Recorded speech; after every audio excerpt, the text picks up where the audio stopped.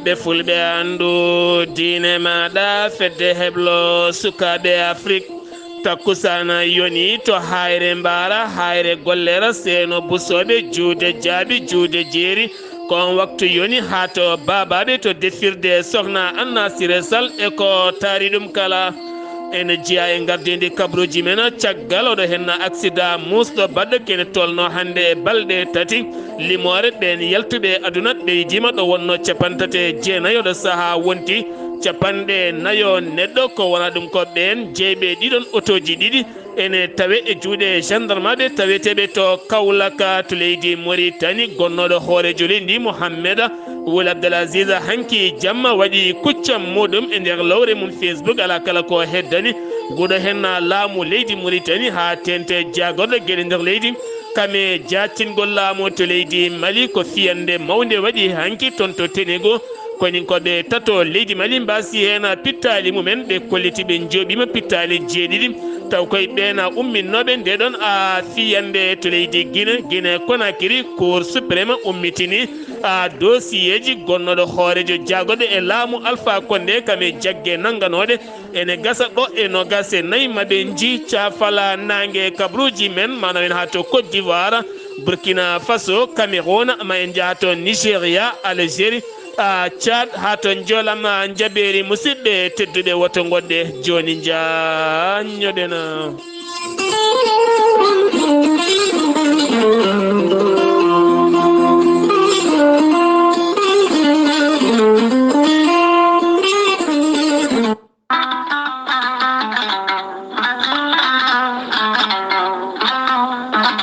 kala rafi mon jiiɗa jomiraɗo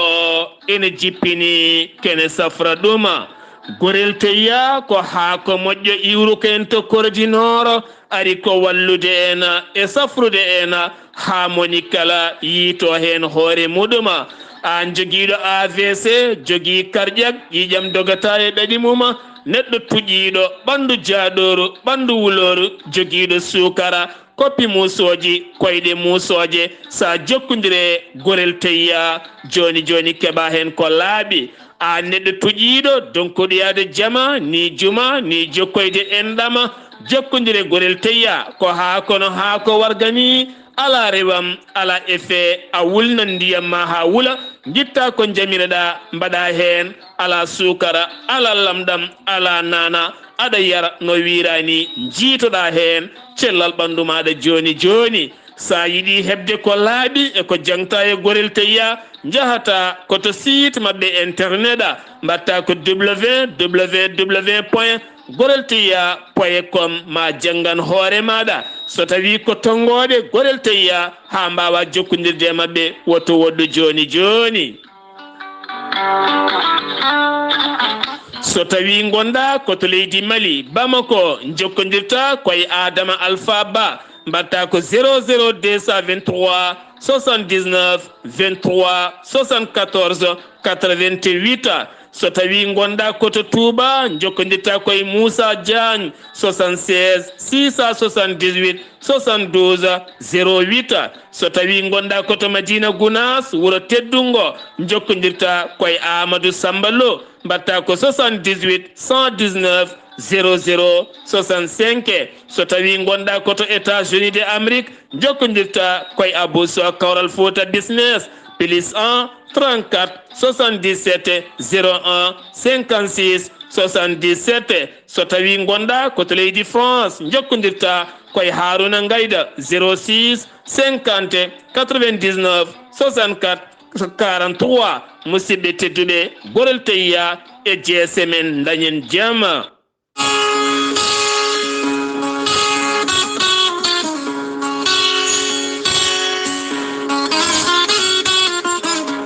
ceerno jibisi ko wittiyanke leɗɗe safriyanke safroji fina tawa ceerno jibisi laaɓaɗo listihar kumpitiɗo ƴeewgal sa jokkodire makko arokimo indema e inde nenema ma o haalane caɗele ɗe gonduɗa ha mbiyamo yoni ceerno jibisi ko kumpitiɗo ko fate banggue lasrari joguiɗo humre kumaɗo walla ni jogiiɗo caɗele dabare sa jokkondire ceerno jibisi ma yiito hen hoore maɗa. ceerno jibisi ko lotowo ɓayre banggue dañal aduna ha tenti noon e on commerçant walla ɗanniɗo liggotoɗo yogay fannuji cirtuɗi kala. ceerno jibisi to banggue leɗɗe omo safra ñabbuji cuuɗetoɗe nder ɓalli ko wayno kiis fibrom nem debbo donkuɗo ɓesnude mo seyɗani memi ɗeɗo gueɗe kala kanko ceerno jibisi omo safra joguiɗo caɗele goragu jawɗo yiitade hoore muɗuma sa jokkodire ceerno jibisi ma yiito hen hoore maɗa.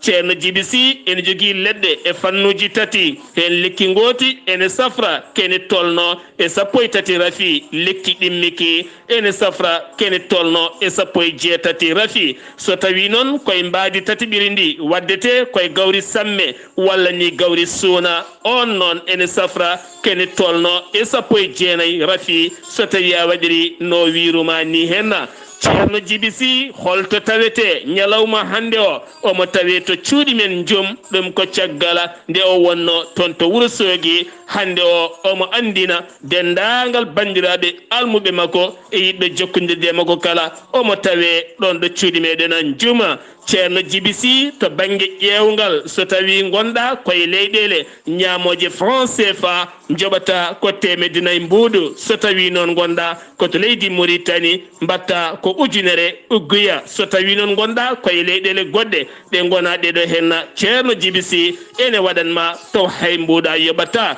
sa yiɗi jokkodirde e tonggode ceerno jibisi beele mbawa neldudemo so Orange Money walla ni so Wave beele wo ƴewanma listihar maɗa mbatta ko 77 653 03 67 so tawi noon ko numéro makko appela beele mbawa hebde ceerno jibisi mbatta ko 78 163 24 82 so tawi noon ko numéro makko WhatsApp ɗum koto leydi Mauritanie 00 222 47 22 80 84 so tawi noon koto leydi Mauritanie Nouakchott to Netteka ene tawe ɗona musidɗo makko biyeteɗo ceerno Alassane Sy sa yiɗi jokkodirde ceerno Alassane Sy mbatta ko 36 62 04 99 walla mbaɗa 48 10 00 13 musidɓe tedduɓe mbadden dando faade ceerno jibisi safriyanke ngana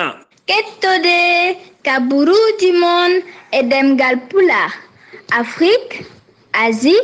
Europe, Amérique, Moyen-Orient, Océanie. jam ñalle mon musidɓe tedduɓe njeslaare sappo e goo siilo hitande ujune ɗiɗi e nogas tati yonti kumpital men ɗemngal pulaar ɗo yeeso haalirde he ko musidɗo mon guiɗo mon sehil mon Sar Abdullaahi Saar to karallagal weltare TV ko musidɗo mon Saydou Abouba fedde heblo sukaɓe Afrique catal mum ngal sengo leydi Côte d'Ivoire aɓe eero dendagal taweteɓe leydi Côte d'Ivoire kala taweteɓe fedde heblo sukaɓe Afrique ha yiɗɓe jokkade kala aɓe jogui jonde nde ɓe jiiɗi joɗade ñande alet paaɗuɗo henno sappo e joyyi nduɗo hen lewru janvier ɗum waɗata koto Abidjan to legal 222 logement ɗum koto galle ceerno Djiby Soumaré sanga 16h40 kala jiɗɗo tawtorede ne wawi tawtorede sa yiiɗi noon beele hebde hen ko laaɓi jokkodirta koye ɗeɗo hen tonggode mbatta ko 07 09 76 69 85 walla mbaɗa 07 07 27 32 10 oɗon nodda onon kala nde garat toon e keewal ko fate banggue fedde heblo sukaɓe Afrique cetal mum ngal sengo leydi Côte d'Ivoire kabruji men ɗemngal pulaar to leydi Sénégal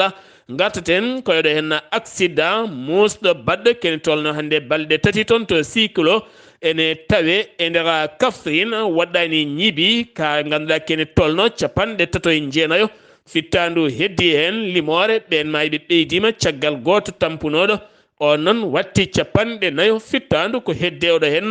accident musɗo mo hono mum meeɗa ka teskede taw e nder booli leydi ndi Sénégal on jeeyi sababu noon ha ganduɗa wonande leydi ndi natani sunare balɗe tati ko hande sanga minuit wonande nder sunare gasata wonande no wirno mawɗo leydi ndi Sénégal keddana joni koye ɗin fannuji wonande caggal nde mawɗo leydi Sénégal yehi ha toon to ñibi ngam yurnitoyade caɗele bannoɗe toon ngam yurnoyade caɗele muññidde ɓen ñawɓe kono ni kadi duwanade ɓen yaltuɓe aduna laamu ngu yaltini kene tolno e 2 millions koppeje francs CFA ngam muññidde wonande ɓen wasɓe hen wonande ɓen gañiɓe hen kala wonande gouverneur mo Kaffrine woni William Manel holliti wonande so tawi ko ɓen gañiɓe moni kala ne gasa ma heɓa million so tawi noon ko ɓen yaltuɓe aduna ma koreji mumen goto kala heɓ kene tolno e million ngaji ɗiɗi ɗum noon ko muññidde jewmumen e oɗo henna musalla kamniɗo mettuɗo no fewi mo ganduɗa ƴewde haaju mum yaade haaju mum hawra e mayde ko hoddiro Allah kono kadi ko hunde jabretede Allah hayso tawi woni ene muusi e nder ɓerɗe ɓiɓɓe leydi ndi kala keddoɗen ha joni koye oɗon fannu wonande ɗin bisuji ɗiɗi baɗannoɗi yangara hakkude Dakar e Tamba jawɓe ɗiɗo henna nokkuji kala jeyɓe ɗin bisuji ɗiɗi oɗo saabe tawe e juuɗe gendarme aɓe taweteɓe to Kaolack loskoji luggi ngam waɗede hen ko jeeyi sababu oɗo henna accident jeyɗo sababu ha mawɗo lendi e hoore mum holliti hen metti mum mawɗe no fewi ha jeeyi sababu 14 fito jeeyi sababu 4 fittandu heddi hen temedere neɗɗo gaañi hen e ko fawi gañande musde no fewi ha jeeyi sababu balɗe 3 sunare ɗum noon ɓe loske ngam ƴewtade ɗino toji so tawi ngalano caɗele ko adi ɗiɗo henna accident ji keddoɗen ha joni koye leydi Sénégal gattaten koye mbadi gonde jaydiyanke Dakar matin woni Papa Alé Niang nangganoɗo gila 14 lewru décembre battidinoɗo wiide ñamata maaro e liɗɗi ni maaro e tew ni goɗɗum ni yarde ndiyama ngam hollide ɗum ko nanga ko koye dow ŋañŋañalde e guiɗale ha wattidi to suudu hôpital kam ɗaccita hanki o e dow sarɗi ngam wondemo e jimandi wonande contrôle ñawoje leydi ndi o ɗannota ko yaltata leydi ndi heɓata passeport muɗuma tene kadi kala sa aɗa sifde siññinde ngam andede ko ɗo woni yahata e dente mantiniɗe ɗum woni wonande nandirala jaltugol makko kanko on Papa Alé Niang ko wona ɗum ko ɗiɗo woɗɓe yaltuɓe kaso caggal nde mbaɗi toon kene tolno e lebbi tati ko Abdou Karim Gueye yimiyanke noddirtoɗo hurum hak ko noonne kadi wonde Cheikh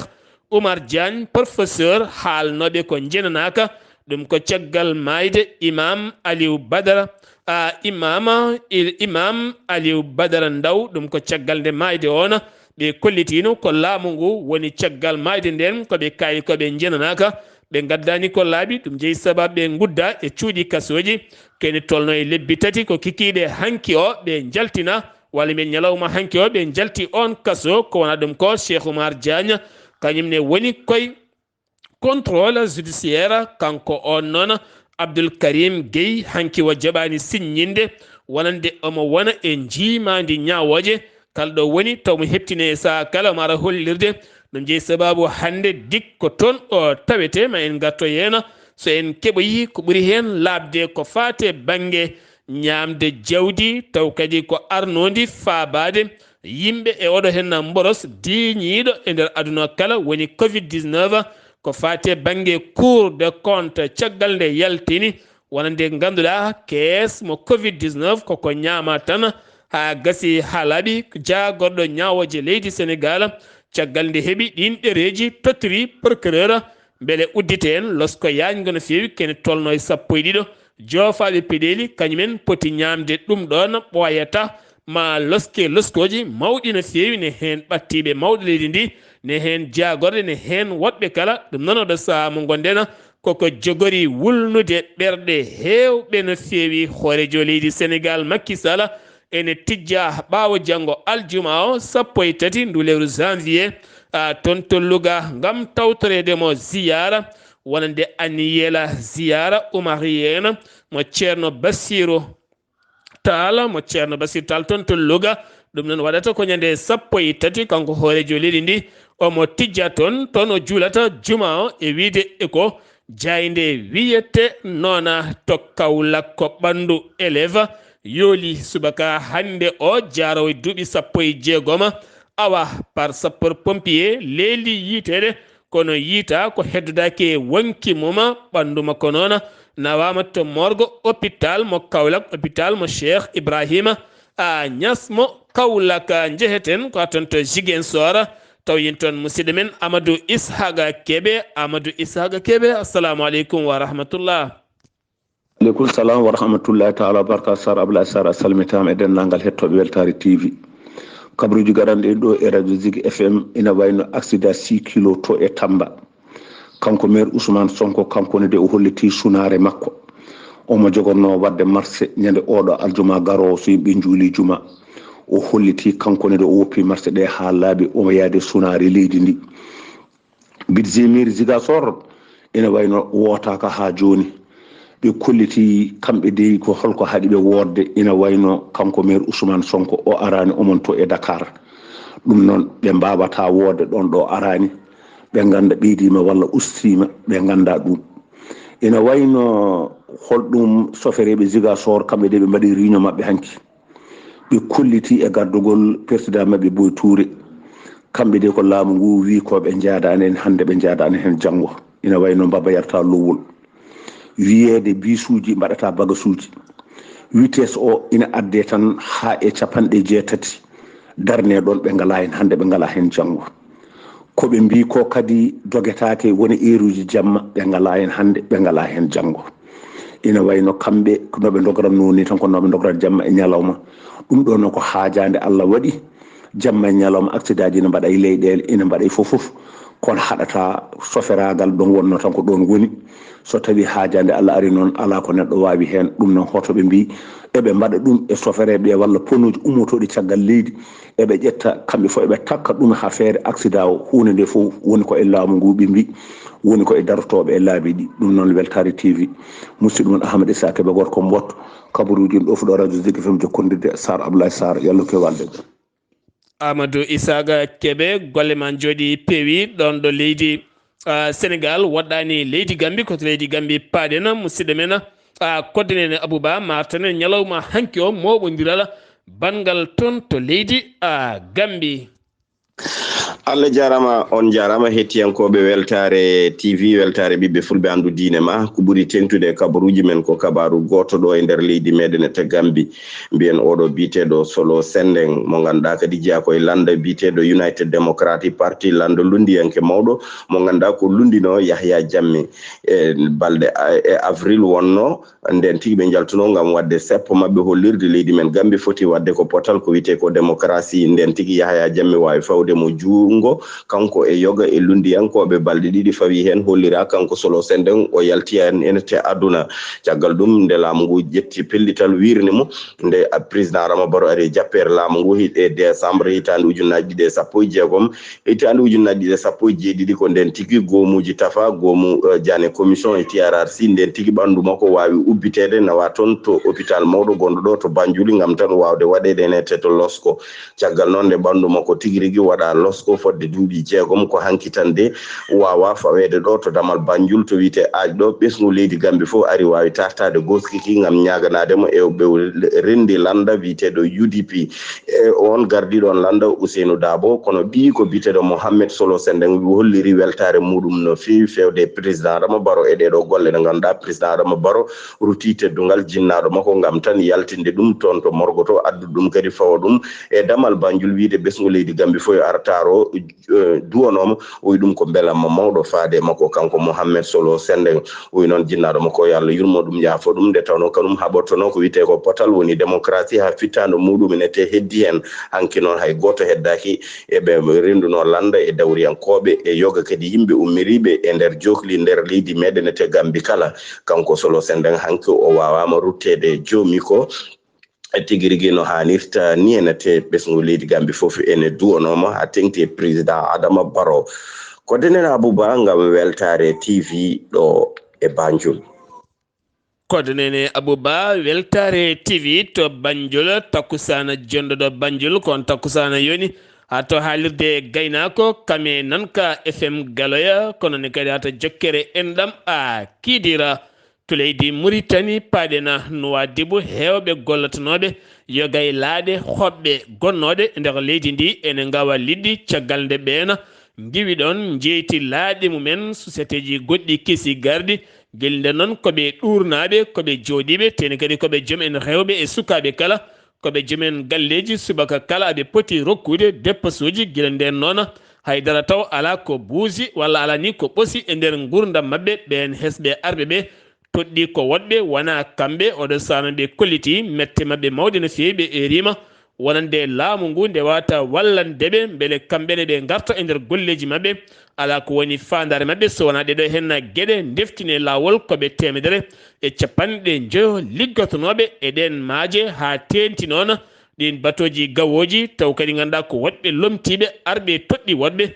acciɓe kamɓe hoorejo jagoɗo leydi Mauritanie Mouhammeda Bilal wuldo mashhuda ma daro e yeeso sarɗiyankoɓe to sur sarɗiji nde leydi Mauritanie ɗum noon waɗata ko ñande alet paaɗoɗo e no ngam hollirde kuccam golle gouvernement makko 2023 o gonaɗo ko fati banggue juɓɓudi golle ɗi o jogori gollanade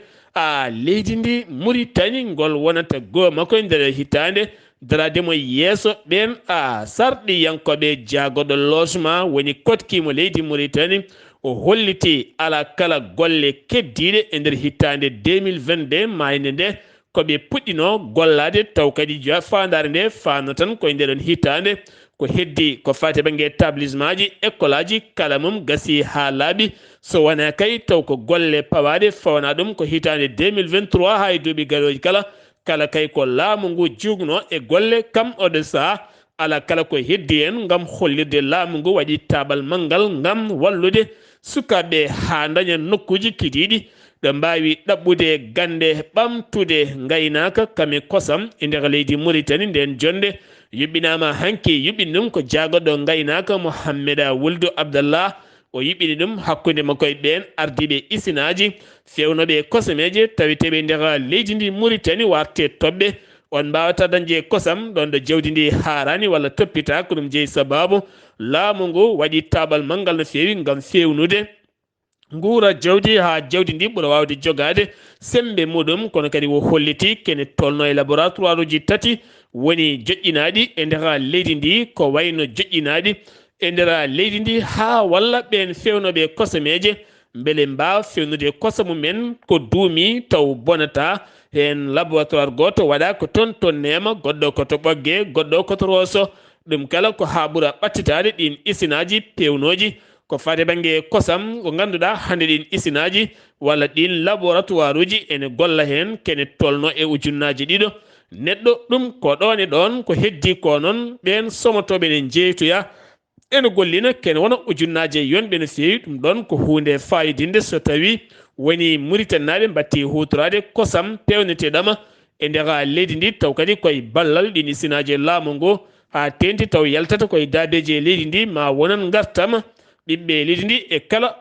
fannuji batu gartaten koye batu hakkude jagoɗo rewɓe kame sukaɓe ballodiral e pelle darniɗe haqqe rewɓe hankiɓe kolliti ɓeydugol darde Mauritanie e rama ngam gouvernement o nde wallata wonande rewɓe leydi ndi ha ɓuura jogade nden ka ekkisal to banggue rewɓe ɓe guila to banggue viol ha e lebte e gueɗe goɗɗe kala nde tawno leydi yarata yeeso ɗon ɗo debbo heɓani fodde walla wonani en nden ka ga ɓuurede doole guila yanoɓe mum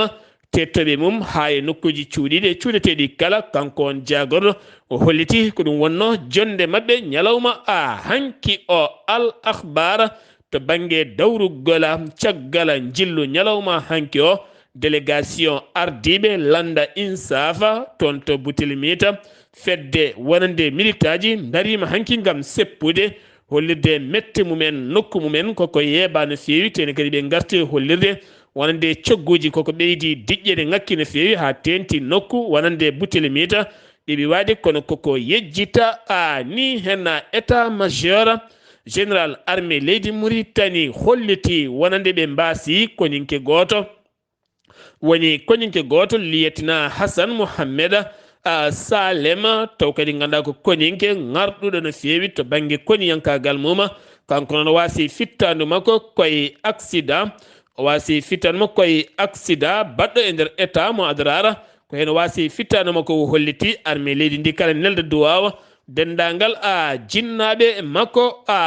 kala gartatena ko faade banggue safara hôpital mo Nouadhibou walla mbiyen hôpital mo Nouadhibou ko debbo jibini toon ɓiɓɓe tato ɗum ko ñalawma hecci hanki o joom galle makko wolde Sidi Ahmed gollotoɗo e King Ross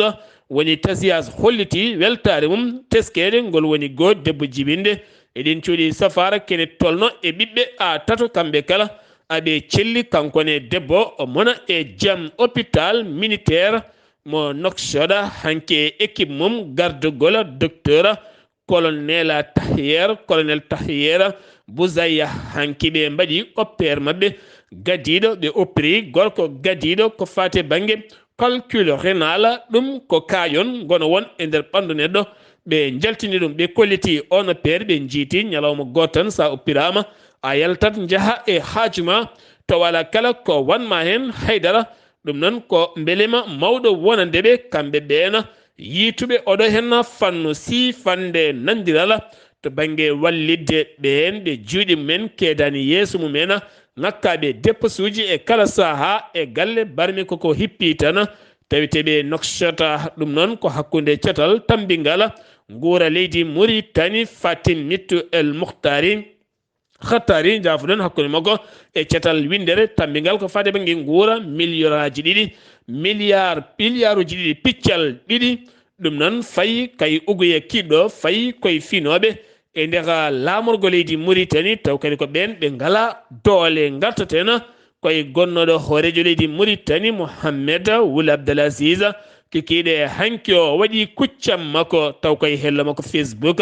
omo yaltini en hoore makko en direct omo haala wonande o jeefima peɗeli nguɗo hen laamu jooɗi ngo goƴe makko ko laamu ngu hande o no tamori leydi ndi ni yarani yeeso ɓiɓɓe leydi ndi kala koko nimsi koko kaaɓi koko gancini holko saabino o suuɓi wonande oɗo hen Mohamed Ould Ghazouani mo ganduɗa hande bonnuɗo leydi ndi ha boni kala ko jiiɗa e leydi ndi ala kala ko yeehi hen ñiŋoje makko mawɗe noon jettima ha yetti jagorɗo gueɗe nder leydi kame jacingol laamu tene kadi o holliti o tuuma koko fati banggue mbuñaari wujjude jawdi leydi ndi kono kadi oɗo saha so limama jagorɗe joyi taweteɗe hande o e laamu Mohamed Ould Abdel Aziz laamu oɗo hen laamiɗo hande o woni Cheikh Ghazouani woni Mohamed Cheikh Al Ghazouani jagorɗe joyi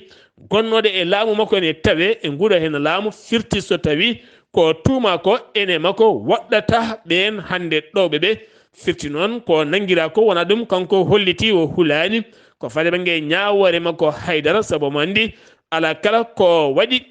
haydara tene kadi o holliti erreur mo waɗi tan ko suɓademo Ghazouani yo lomtomo 2019 ko ɗum tan woni erreur mo waɗi kono kadi ɗo saha omo yurma no fewi ɓesguji leydi Mauritanie hono no laamu ngu hande jogori wonande ɓesguji leydi nini kanko on Mohamed Ould Abdel Aziz mo ganduɗa yaadi makko ɓe tumɗa jogorɓe janggo darade yeeso tribunal mo Nouakchott kanko noon kole nogas e joyya nduɗo hen lewru o jogori darade e yeeso tribunal mo Nouakchott sen giwi to leydi Mauritanie koto leydi Mali paadena konin koɓe tato sembeji fama mbasi fittandu mumen taw koye combat gulɗo jew hakkude mabɓe jihadiste en ɗum ko hanki o toon to Tenego noon ko hakkude mofti kame sego ene tawe masina piyanɗe gulɗe jew hanki ɗum ko ɓen joguitiɓe jani e ñiɓirde ɓen koninkoɓe faama jooɓi hen pittali tati joyo gañima hen otoji tati duppama hen koninkoɓe faama ɓe kolliti ɓe jooɓima pittali jeeɗiɗo taw koye ɓen jihadiste en arnoɓe mbaɗi jangu mumen e maɓɓe caggal nde hoorejo leydi Mali yaafi kene tolno 49 koninke mo leydi Côte d'Ivoire e ballal doggol koyɗe jaam laamu leydi Togo hoorejo leydi Togo woni For Yasimbe hanki o neli jagorɗo affaire étrangére muɗum woni Robert Dussé de yahata toon to Bamako hanki yetti to Bamako jonde hakkude muɗum e colonel Assimi Goïta ɓe mbawi yewtide gam ruttude teddungal e jaror wonande leydi Mali ko ittani gueɗal leydi Togo ɗum ko caggal nde Togo dogi koyɗe jaam beele cehilagal moƴƴal wawa artude hakkude ɗeɗo hen leyɗele commissariat de commissariat de 108 logements de logement ne tawe nder district mo Bamako jaggama toon fond militaire on fond militaire noon won nottoto koye inde Agaku to nokku biyeteɗo Atigu nokku biyeteɗo Atibugu ko toon won nanga mo jogui armée pistolet automatique ne wonde cartouche e sara hôtel mo ñirana hôtel mo ñirvana sesi nokku biyeteɗo yerudu no bogo ko toon o wiya teeb oɗo samo tawe e juuɗe ɓen dadiɓe anda ka taw ko jeeyi sababu o jogino oɗon armé kono kama ko fo militaire to leydi Mali keddoto ɗen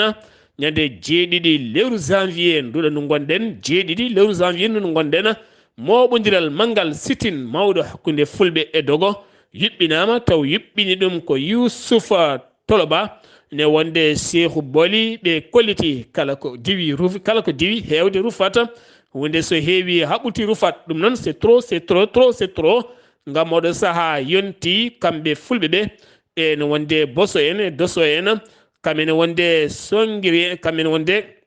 sogri en kamɓe kala nde ɓe gonata neɗɗo goto ɓe gadda jaam ɓe ganda gaño mabɓe ko goto on gaño noon ko ɓen nottortoɓe ko jihadiste en wonɓe e sernudeɓe ko wayno Amadou Koufa e Iyad Agali ɓeɗo hen nde ɓe kamɓe kala nde ɓe dentata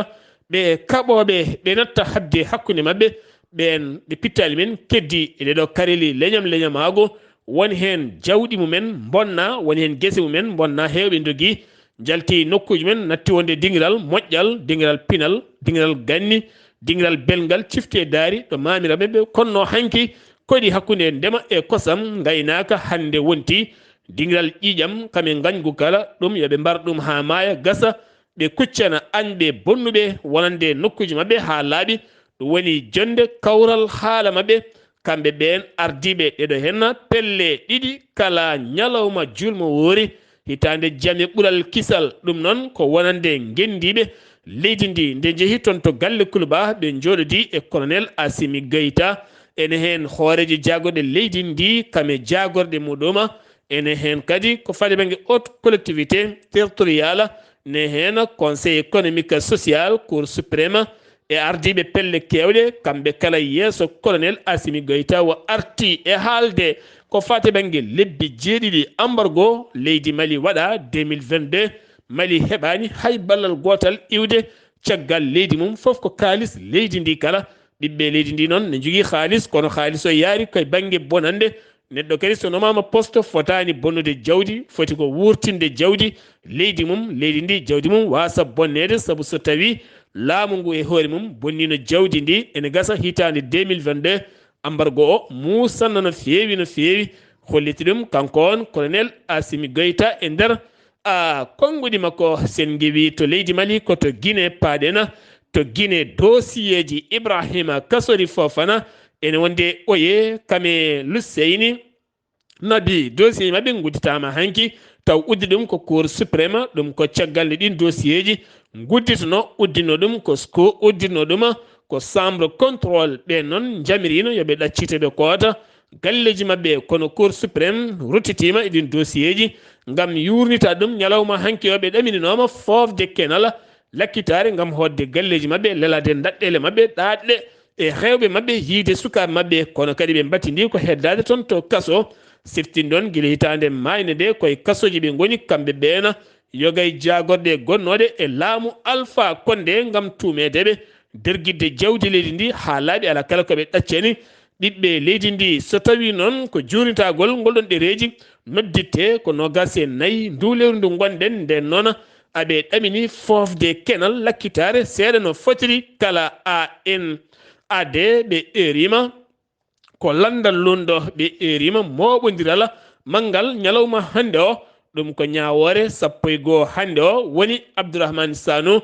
gonnoɗo gardiɗo FNDC mo ganduɗa on ene firti ɗum ko laamu colonel Mamadi Doumbouya ngam tumedemo wonande ne yuɓɓinno jonɗele nder suuɗayru ngam yidde umminde seppoji e goɗɗuma selludelen jalloyade mum kala taweteɓe ANAD ɓe erima moɓodiral mangal no feewi hanki o Moussa Dadis Camara dartima kadi yeeso Baara hanki noon o holliti o meeɗa yamirde fiyande yo watto bowal stade 28 septembre o meeɗa yamirde pittali baradiyo gubbe suuɗayru ala kala ko yamiri hen hay darra sen ngewi to leydi Guinée paɗen koto Côte d'Ivoire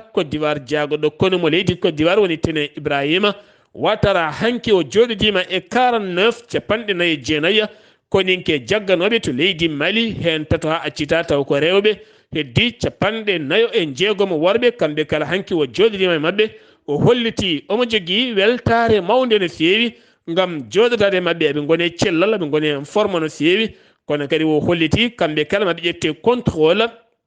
maɓe ƴette en charge ngam yurnitade to banggue psychologiquement haqillaji mabɓe e gueɗe mabɓe kala kono kadi o fodaniɓe podole kewɗe ko fate banggue corps diplomatique taweteɓe e nder leydi Côte d'Ivoire kala kolliti weltare mumen e koyɗe jaama ha ɓeɗo henna koninkoɓe mbawi ɗaccitede to Burkina Faso ñande altine nde jeenayya janvier kene tolno e capanɗe tato jihadiste woni ko nanga wara ɗum noon e wiide ɗum ko wiide wonande koninkoɓe leydi Burkina Faso ko ɓen kolliti ɗum armée leydi ndi kamɓene ɓe kolliti ɗum waɗi koye nder commune mo gayri kene tolno e koninkoɓe nayo mbasi hen pittali mumen siftindon commune mo gayri naati e juuɗe ɗen jihadiste en guila novembre 2022 kono ɗo saaha mo gonɗen dingiral ngala wonti dingiral koninkoɓe leydi Burkina Faso to Nigéria paɗen to Nigéria kene tolno e sappo e ɗiɗo koninke wasi fittandu muɗum ɗum koye ɓittodiral walla koye embuscade gulɗo jaw e nder état mo Kaduna hakkude joguitiɓe arméji nottortoɓe jihadiste en kamɓe ɓen tambiɓe nden kay kisal ɓiɓɓe leydi ndi nden fiyande jeeyi sababu sappo e ɗiɗo fittandu ha heddi hen to Cameroun un chef de police kam tuuma trafic yimɓe kame drogue toon to Bowala laaɗi diwoje ngal duwala caggal nde adda police mo GMI taw ko iwɓe toon to Yaoundé loskudemo kanko on chef de police Ahmed Babangida jedduɗo ha mimi leydi ɗum ko caggal ñande nogas e jeetati lewru décembre manduɗo hen ndo giwɗo to Niger ene jogui kene tolno sappo e ɗiɗi piccal 5 kilo taw ko cocaïne on yiyaka cocaïne o yitaka tene yalti aéroport mo Douala tuuma hen ko chef de police on noon yeddi ha mimi leydi ɗo loskoji luggi ene jokki hen to Algérie kene tolno e sappo e jeeɗiɗi fittandu maayi taw jeeyi sababu jaltugol mabɓe aduna e nder balɗe ɗiɗi ko fofdeɓe fofandu sattundu no fewi taw ndun fofandu ne wondi koɓe mbiyata anti carbone koɓe mbiyata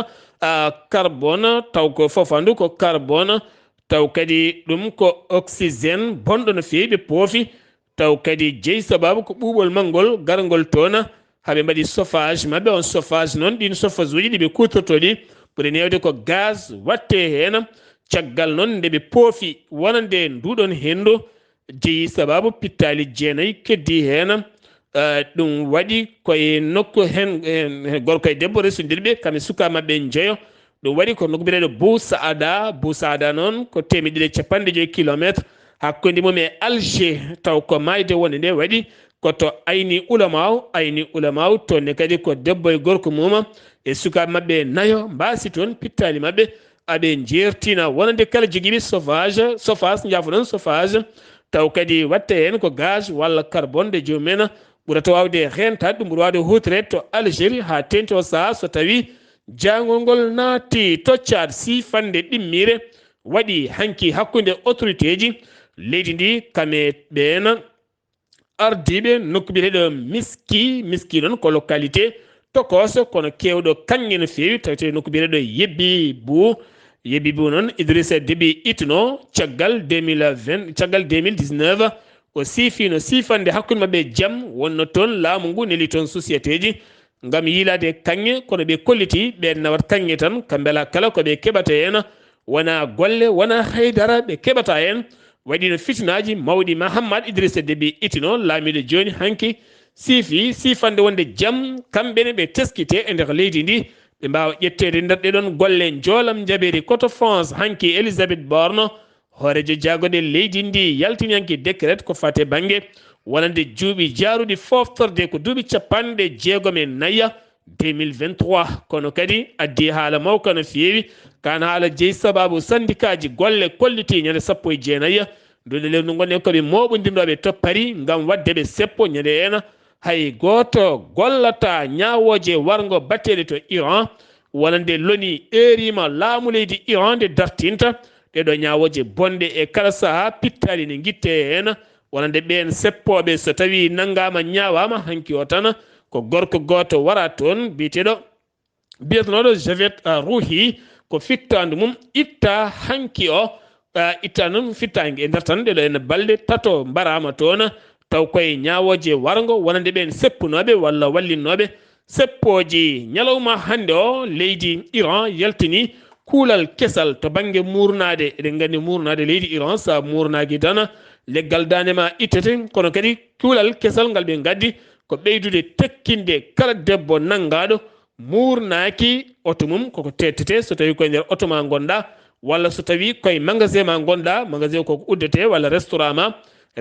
uddete walla passeport ma tette a wonta ɗanno ñawore duuɓi 10 e kasso covid-19 duuɓi tati hande 1 janvier 2023 1 janvier 2020 ko nden wonande gadiɗo mayde taw waɗi ɗum ko covid-19 ko Chine wonno to nokku mbiɗen wana taw kadi koye ɓiɗɗo chinois hande waɗi duuɓi tati e nder ndiɗon mbaɗi to Syrie hande woni toon ko caɗele carburant ha tenti kurdi en caggal joguede toon caɗele ko fate banggue guura kame faggudu refti en hande ko otoji kewɗi darima ngam caɗele carburant musidɓe tedduɓe ɗum ɗo henna wonno kabaruji garandena kikiɗe hande o ɗo yeeso haalirde he ko musidɗo moon guiɗo moon sehil moon